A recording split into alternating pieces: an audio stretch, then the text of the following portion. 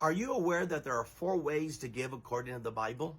Deuteronomy 12 verse 6 says, "There, bring your tithes and special gifts, what you have vowed to give, and your free will offerings." There are the 4 types of giving that we can give according to the Word of God. First is the tithe. Second are special gifts. Third are vows and pledges. And finally, the fourth one is free will offerings. Now, people are surprised to find this in the Bible because some have been falsely taught that the Old Testament teaches tithing and the New Testament teaches free will offerings. Wrong. Both the Old and New Testament teaches tithing and free will offerings. Yet some people seem to exclude one over the other. I want you to notice the list that the apostle, or really the prophet Moses gives us. The list tells us clearly which is the most important of the gifts. First is tithing, because here's what it comes down to. If you don't tithe, then there's no way to give a free will offering, because all you're doing is you're robbing God in order to give a free will offering. And that free will offering is no longer a free will offering. You can't rob Peter to pay Paul. So tithing is first on the list because it is the first fruits. And if it's the first fruits, not the second, it has to come first. So the first way we give, according to the Word of God, is we give the first 10% of everything that we earn, everything that's given to us. Then we can give special gifts. It's a special gift because it's not ordinary. It's not like a tithe where you do it every time you get a money or every time you get a gift from somebody. This is something you give extraordinary, just something that you do. The third one is vows. These are pledges you make and a commitment to God. Maybe in your church it's a building fund where you're giving every month to provide for that building fund. Then the final gift is free will offerings. Now, free will offerings are generally gifts given to the poor. We find that in 2 Corinthians chapter 9 when Paul is receiving a free will offering for the poor. And what does he say? Each one should give what he's decided to give. And so people will read 2 Corinthians 9 and they would say, well, free will offerings is not tithing. Well, of course it's not tithing. It's an offering to the poor, but it doesn't exclude the necessity of tithing. So when people say, well, I'm not under the law, therefore I don't have to tithe. Well, friend, if that's your argument, then you also don't have to give free will offerings because the law included free will offerings. So it's inconsistent to say you're exempt from the tithing, the first gift, but you still have to do the fourth one. No, friend, both tithing and free will offerings are taught in the New Testament. I had someone said online, I'll give $500 to anyone who could show me that we're supposed to tithe, and you have to show it to me in the New Testament. I gave him Matthew 23:23 and said you could send the check to Word of Life Church. He said, oh, well, Matthew is not in the New Testament. I'm thinking, oh man, now he's moving the goalposts. I prove it to him, but now he doesn't want to abide by his commitment. See, somebody said, well, what do you mean it's in the New Testament? Matthew 23:23, Jesus says, woe to you teachers of the law and Pharisees, you hypocrites.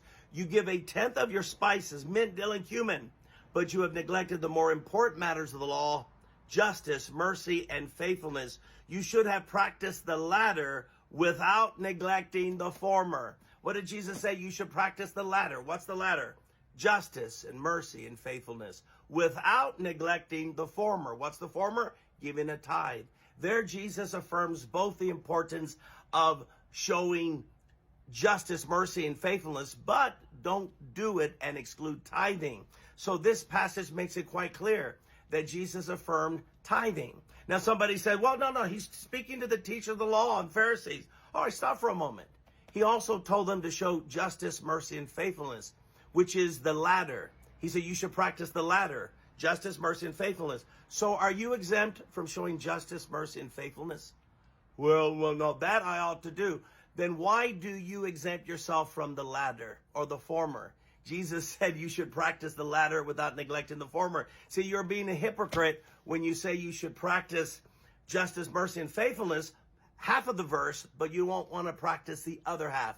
No, tithing is also taught by the Apostle Paul in 1 Corinthians 9, where he says that the tithing that went to support the ministers of the Levites should now go to support those preaching the gospel. But for those who say, well, Jesus' words, they're not for us. Really? Of course they're for us. They're for everyone. And don't make an excuse because he spoke it to Pharisees that you're exempt from it. If that's your argument, then you're going to have to get rid of almost the entire New Testament, because many of Jesus' words are not spoken to disciples, but to the Sanhedrin, to Pharisees, to teachers of the law. We won't even have much of our Bible if we didn't have Jesus' words to the Pharisees and Sadducees. For example, only one place Jesus said to be born again. And he said that to Nicodemus, a Pharisee. So are you exempt from the need to be born again because he didn't tell that to the disciples, but to a Pharisee? Do you see how stupid that is? When Jesus got into a debate with the Pharisees about divorce and remarriage, in Matthew chapter 18, verse 10, what does Jesus say? What did the disciples say? They said, well, Lord, if this is a situation, it's better not to even marry. Notice, even though Jesus was not talking to the apostles, but only to the Pharisees, the disciples did not rationalize and say, well, I'm glad he spoke that to the Pharisees, not to us. They still understood whatever message he gave to them still belongs to us. You see, this is inconsistent. The parable of the Good Samaritan was given to the Pharisees and the teachers of the law. Does that mean you're exempt from following the parable of the Good Samaritan because it wasn't given directly to his disciples? And how about the parable of the prodigal son? Jesus' most famous parable. He gave it to the Pharisees who were standing outside the house, and he gave them the parable to show them that they're the elder brother complaining about their younger brothers getting saved. Are you exempt from that parable because he gave it to the Pharisees? And how about Jesus, who said, give unto God the things that are God and to Caesar the things that are Caesar's? He gave that as an answer to a teacher of the law and who wanted to know whether they should pay taxes or not. Do you get that? Actually, to the Herodians, and he's trying to show them. Does that mean that message is to the Herodians only, not to us?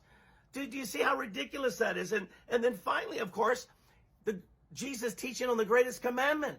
Love God with all your heart and love your neighbor as yourself. He gave that in response to a teacher of the law that asked him, what's the greatest commandment?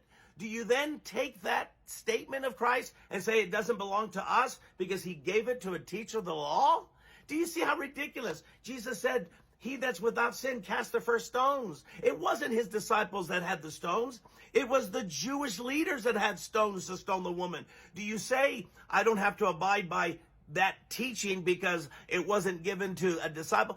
Do you see how ludicrous it becomes? No, Jesus said you should practice justice, mercy, and faithfulness without neglecting the former. That is, without neglecting tithing. So Jesus affirmed tithing. He affirmed free will offerings. He affirmed it all. And friend, if you want to please God and see his blessings, you need to practice all four kinds of giving: tithing, special gifts, vows, and yes, free will offerings.